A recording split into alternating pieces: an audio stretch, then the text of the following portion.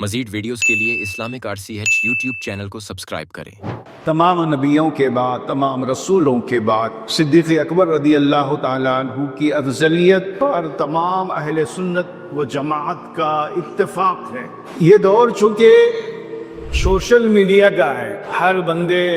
کے ہاتھ میں موبائل ہے، ہر ہاتھ میں موبائل، اور موبائل پر اور سوشل میڈیا پر ایکٹیویٹیز پر ان کی نظر رہتی ہے، تو ظاہر سی بات ہے دنیا میں کتنے فرقے موجود ہیں، کتنی جماعتیں موجود ہیں، ہر جماعت فرقے کے لوگ وہ سوشل میڈیا پر بیٹھے ہیں اور اپنی بات کر رہے ہیں۔ ایک سادہ لو مسلمان کو معلوم ہی نہیں، اپنے عقیدے میں پختگی نہیں، معلومات میں کمی، دلائل سے دور، آباء و اجداد نے جس مسلک و مذہب اور جس چیز پر قائم و دائی تھے اسی کو اپنایا ہوا، تو عدم معلومات کی وجہ، علم سے دوری کی وجہ سے ہم ہر کس و ناکس کو سوشل میڈیا پر سن لیتے ہیں اور اپنا عقیدہ ہم بنا لیتے ہیں، یوٹیوب پر اور بچے سن کر جو ہے وہ اپنا عقیدہ متعین کر لیتے ہیں، اپنا عقیدہ اسے سمجھ لیتے ہیں۔ یہ ہمیں اپنے نوجوانوں کو آج بتانے کی، سکھانے کی اور ان کے گوشے گزار کرنے کی، اہل سنت کے اجماعی باتوں کو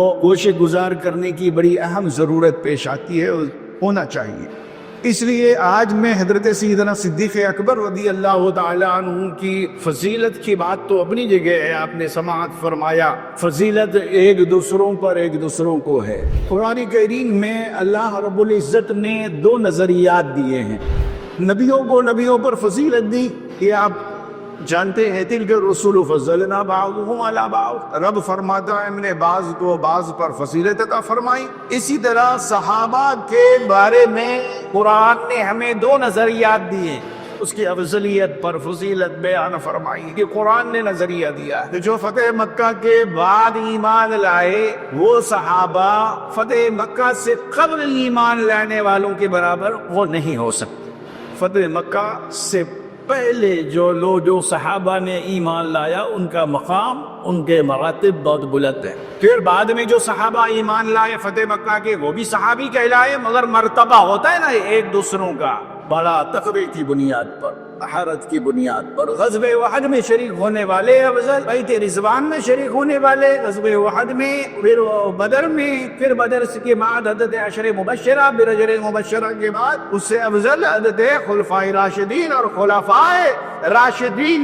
میں سب سے افضل حضرت ابو بکر صدیق رضی اللہ تعالی عنہ۔ قرآن کریم میں رب نے ارشاد فرمایا، سورۃ اللیل میں ارشاد باری تعالیٰ ہوتا ہے وَسَيُجَنَّبُهَا الْأَتْقَى الَّذِي يُؤْتِي مَالَهُ يَتَزَكَّى، جہنم سے دور رکھا جائے گا اس ہستی کو جو اپنے مال کو ستھرا پاکیزہ مال ہو جس کا کیا ہے، اور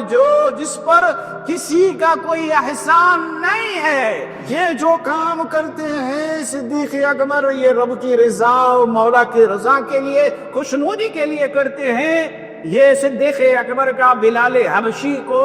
آزاد کرنا، گرا قیمت دے کر آزاد کرنا، کفار و مشرکین نے یہ اعتراض کر دیا تھا، کیا وجہ ہے صدیق اکبر نے بلال کو اتنی گرا قیمت خرید کر آزاد کیا؟ ہو سکتا ہے کہ صدیق اکبر پر کوئی بلال کا احسان ہو، سمجھ رہے آپ؟ صدیق اکبر پر جو اعتراض ہوا کفار و مشرکین کا، اس کا جواب رب نے عطا فرمایا کہ لوگوں سنو، صدیق اکبر پر کسی کا کوئی احسان نہیں، صدیق اکبر نے جو خرید کر بلال کو آزاد کیا اس میں صرف رضا مولا ہے، اللہ کی رضا ہے۔ قرآن میں دوسری جگہ ارشاد فرمایا کہ اِنَّ أَكْرَمَكُمْ عِندَ اللَّهِ لَأَتْقَاكُمْ، اللہ کے نزدیک تم میں سب سے عزت والا، مکرم و معظم وہ ہے جو اتقا ہے، پاکیزہ ہے، متقی ہے، پرہیزگار ہے۔ اور یہ اتقا کا لفظ کس کے بارے میں آیا؟ مفسرین کو، سارے مفسرین کو آپ اٹھا کر پڑھیں گے تو سارے مفسرین کے طبقات آپ کو یہ بتائیں گے تم میں سب سے زیادہ اللہ کے نزدیک عزت والا وہ ہے جو اتقا ہے۔ یہ اتقا سے مراد لفظ اتقا ہے کیا؟ تو اس سے مراد تمام مفسرین نے فرمایا کہ حضرت ابو بکر صدیق رضی اللہ تعالیٰ عنہ تمام لوگوں میں، انبیاء و مرسلین کے بعد تمام لوگوں میں سب سے افضل و اعلیٰ ذات اگر کسی کی ہے تو مفسرین کے سارے طبقات نے یہی کہا، یہی لکھا کہ حضرت ابوبکر صدیق رضی اللہ تعالیٰ عنہ ہیں افضل البشر بعد الانبیاء بالتحقیق امیر المومنین ابو بکر صدیق رضی اللہ تعالیٰ عنہ۔ تو یہ جو دمادم مست قلندر ہے، علی کا پہلا نمبر یہ عدم معلوم کی وجہ سے، عدم علم کی وجہ سے، یہ مشائخین کا اعلان کرنا یعنی افضل ہے، یہ بات اہل سنت و جماعت کے عقیدے کے مغایر ہے، خلاف ہے عقیدے سے اتفاق، یہ بات نہیں رکھتی۔ دمادم مست قلندر ابو بکر کا پہلا نمبر، آپ یہ کہیں یہ اللہ کے نزدیک قرآن کریم میں رب تبارک و تعالیٰ نے، تمام مفسرین نے فرمایا کہ اللہ کے نزدیک سب سے زیادہ، اور خلافت کی ترتیب، فضیلت کی ترتیب بھی خلافت کی ترتیب ہی ہے، جو خلافت کی ترتیب ہے وہی فضیلت کی ترتیب ہے۔ ابو بکر، عمر، عثمان و علی، یہ ترتیب خلافت ہی ترتیب فضیلت ہے۔